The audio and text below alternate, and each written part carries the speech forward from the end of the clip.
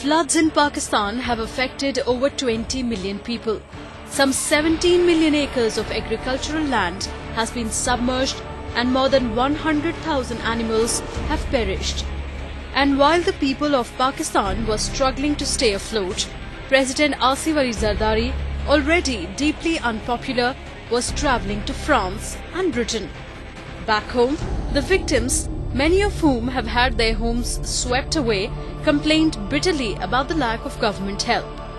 The emergency aid worth millions of dollars reached Pakistan, but the administration and the army failed to deliver it to the needy.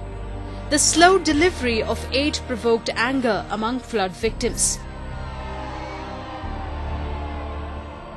हमारा शहर डूबा हुआ है, कम से कम 200 मकान टूटे हुए हैं। ये इंतजामिया अपनों का भर रही है, सारे भूखे मर रहे हैं। 10 दिन में एक बंदा भी वहाँ नहीं गया तसल्ली के लिए कि हमारा हक जो है ना हमें दिया जाए, अपना ये हमारे घरों तक राशन पहुँचाया जाए। हमें कुछ नहीं मिल रहा, ये हमारे जो है ना ये रोड के ऊपर लोग मर रहे हैं भूख से। हम जो है ना ये एहतजाज कर रहे हैं और ये हमने रोड ब्लॉक किया है। The failure of Pakistan administration during the crisis has given an opportunity to Islamic fundamentalists who have the complete backing of the Pakistan army to woo more youth for jihad. The army plays a very powerful role in Pakistan and has been accused by international observers of having supported fundamental Islamic groups. These groups carry out deadly terrorist attacks globally under the garb of a generic Islamic cause. And at the time of a crisis like the one that Pakistan is facing today, the army willingly takes a backseat, allowing these jihadis to win over the people with acts of charity. This is why the army is not overly concerned that the civilian administration is being criticized.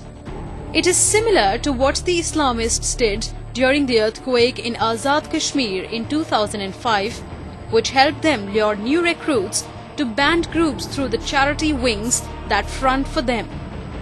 Falai-e-Insaniyat, a charity wing and the latest front for banned Lashkar-e-Taiba, is among those hardline Islamic charities which are providing assistance to those affected by floods. They are trying to win over the population to the cause of radical Islam. The terrorists are trying to get a foothold again by seeming to be people who are working in these far-off places where they have penetrations. International donors are unsure about providing support to Pakistan as they fear the money could land in the hands of Islamic fundamentalists. Pakistan's inter-services intelligence was accused of collaborating with the Taliban in Afghanistan while accepting aid from the United States. During the first wave of floods, radical Islamic organizations like the Jamaat-ud-Dawa stepped in for relief work when the state hadn't got its act together, thus slowly winning public sympathy in order to achieve its larger goals. And it won't be surprising to see that under the garb of emergency care, clean water, food and shelter for the victims, more arms and ammunitions and terrorists training centers might come up in Pakistan.